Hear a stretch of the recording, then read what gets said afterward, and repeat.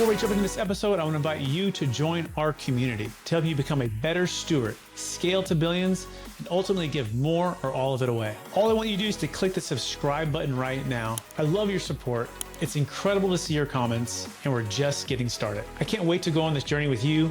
Thank you so much for subscribing. It means the world to me. Welcome to the Build to Billions podcast, where we guide successful entrepreneurs and investors on their journey from millions to billions. We believe the key to scaling and compounding your wealth and life starts every single day with a mindset and practice of stewardship over ownership and applying billionaire biblical principles. Our ultimate goal is to help you scale and compound your wealth and life so you can give more or all of it away to help MVPs. My name is Brett Swartz. Each and every episode, we're joined by the world's top entrepreneurs, millionaires, or billionaires, and they share their secrets, wisdom, and insights with us so we can all level up and make a bigger impact. I'm excited about our next guest. He's out of the Michigan area.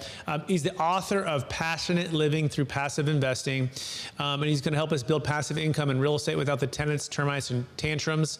And he's got a really kind of a tremendous background that he's going to be sharing with us. He's an award-winning data scientist. He's on the Who's Who for 2024. He's a cited bioscientist, heavily cited bioscientist, and he currently is an active investor in over 550 units across the United States and a passive investor over 700 units.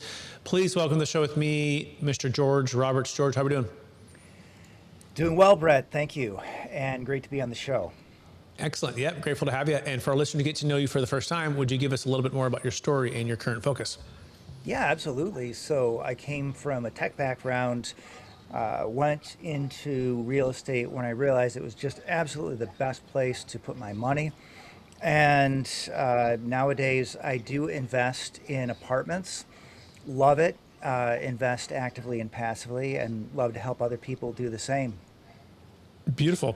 And superpowers growing up for George, what was the two super strengths that you always just kind of had, or the things that help you to help bless people, help you to help bless people today? Well, I would say enthusiasm and curiosity, and that's really what carried me through my scientific career, and it's what takes me through to today, and also obviously part of my book as well, which is all about my life, not just investing. Awesome, love it. And so let's dive right into the topic, which is kind of the name of your book and the podcast, Passionate Living Through Passive Investing. What does that mean to you, and how does that help people today?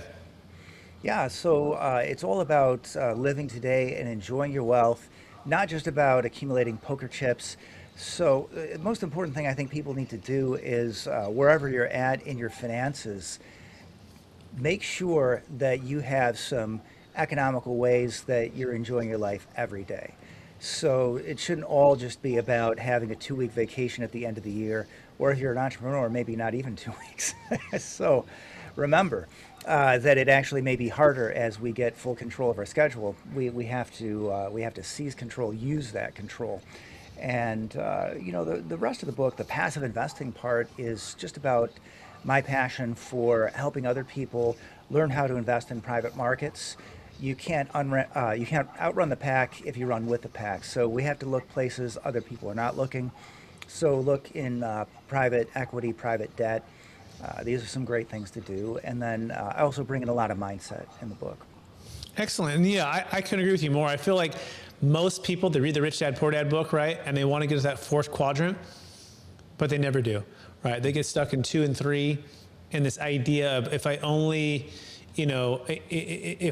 had this many more X, then I would be truly passive, right? And so